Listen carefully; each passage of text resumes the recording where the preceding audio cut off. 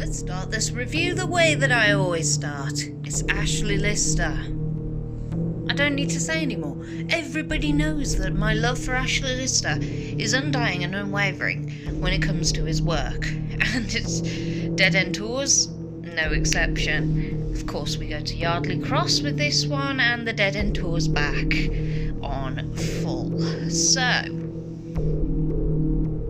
why hasn't Tina left? I have no idea. I'm sorry, but the bitch has been going through hell and back. She's experienced witchcraft, she's experienced alien abduction, she's experienced ghosts and killers and all sorts, and why are you still doing this job, Tina? You can do so much better. And Billy's still money hungry as always, and of course, even after everything he has seen, the guy is still going, nah, vampires, I don't believe in that shit. It's like, Billy, you've seen enough to question nothing now.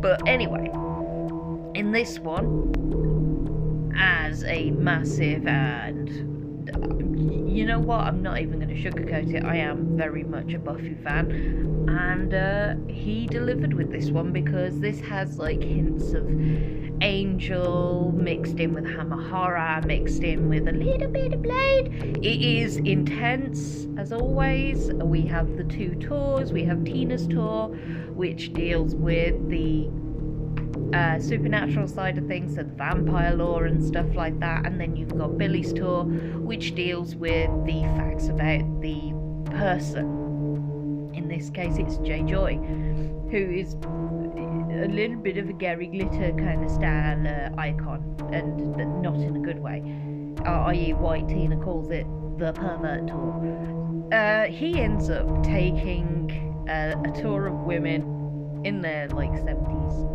who are basically obsessed with J-Joy and call themselves the Jaybirds. So, Tina ends up with just two on her tour. Two people. And these two people are Louise and Thelma. Yeah, I know, I like that too. And she's basically explaining to them about the UK's vampire hunter, Duval.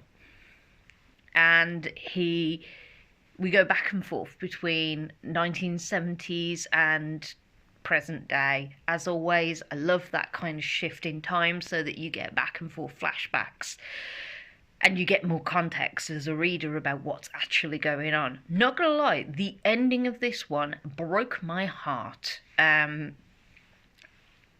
this gets released on the 13th of May. And I definitely feel like this one is going to be one of my favourites, because as always, the Dead End Tours has that amazing setup with Cal and Tina and Billy. Billy dealing with his tour group, Tina dealing with hers. And I love the fact that we've almost got this like Constantine kind of vibe around it with the runes on the doors and stuff like that. It is so cool. As always, I love his work, I love the tours, and I always look forward to seeing where the gang are going to end up next. But for most of the part, I'm sitting there going, how are you guys still doing this shit after everything you've experienced, right? After everything they have experienced, they are still doing these tours. And the fact that Billy's like, vampires, I don't believe in that shit. And you're like, dude, you literally came across aliens, zombies, witches, ghosts. And you think vampires is far-fetched? Mate, Billy. I know only colour you see is green, which is money, but you really need to kind of question yourself on these kind of things. And Tina, the fact that she's still stuck around even after all the mortal peril she's been put in is beyond me. Honestly, I love the whole kind of Dracula, Van Helsing kind of vibe that's going on. I've got this almost, J-Joy has this very Lestat from Queen of the Damned kind of vibe about him, like this 70s pop star that's getting away with messing up this little hamlet, living in like the mill house in Yardley Cross, and you just sit there and you're just like sitting there going, oh, this is going to be fucking cool. I love it. And it's, like I say, it's one of my favourites. It's going on the Ashley Lister bookshelf with all the other Dead End tours, as always, because, you know, I've got the other ones already there. And I am very much in love with this one. So if you like your Buffy vibes the way I do, or you like your Hammer horror mixed in with a little, I mean, there's some nice little Easter eggs in there for the horror fans that will love.